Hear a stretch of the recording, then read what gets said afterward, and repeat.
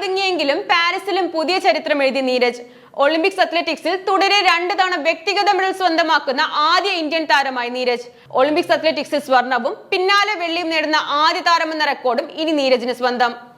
ടോക്കിയോയിൽ ചരിത്രമെഴുതി സ്വന്തമാക്കിയ Olympics javelin സ്വർണം നിലനിർത്താൻ ഇന്ത്യയുടെ നീരജ് ചോപ്രയ്ക്ക് സാധിച്ചില്ല.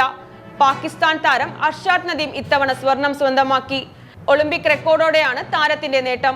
സീസൺ ബെസ്റ്റിലൂടെയാണ് നീരജ് വെള്ളി സ്വന്തമാക്കിയത്. നീരജിന്റെ ആദ്യ ശ്രമം ഫൗളായി. രണ്ടാം ശ്രമത്തിൽ താരം 89.45 മീറ്റർ ദൂരം കടന്നു. പിന്നീടുള്ള 4 ശ്രമങ്ങളും ഫൗളായി.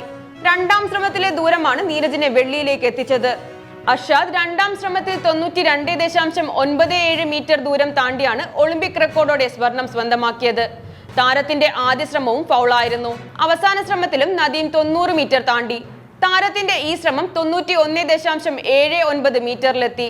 ഫൈനലിൽ 2 തവണ മാത്രമാണ് 90 മീറ്റർ ഒരു താരം താണ്ടിയത്. രണ്ടും പാക് താരം തന്നെ. 2 തവണ ലോക ചാമ്പ്യനായ ഗ്രാനഡയുടെ ആൻഡേഴ്സൺ പീറ്റേഴ്സനാണ് വെങ്കലം. താരം 88.54 മീറ്റർ എറിഞ്ഞു. വെള്ളിയിൽ ഒതുങ്ങിയെങ്കിലും പാരീസിലും നീരജ് പുതിയ ചരിത്രം എഴുതി. ഒളിമ്പിക്സ് അത്ലറ്റിക്സിൽ തുടരെ വ്യക്തിഗത മെഡൽ 2 തവണ സ്വന്തമാക്കുന്ന ആദ്യ ഇന്ത്യൻ താരമായി നീരജ് മാറി. ഒളിമ്പിക്സ് അത്ലറ്റിക്സിൽ സ്വർണവും പിന്നാലെ വെള്ളിയും നേടുന്ന ആദ്യ താരമായും നീരജ് തന്റെ പേര് എഴുതി ചേർത്തു.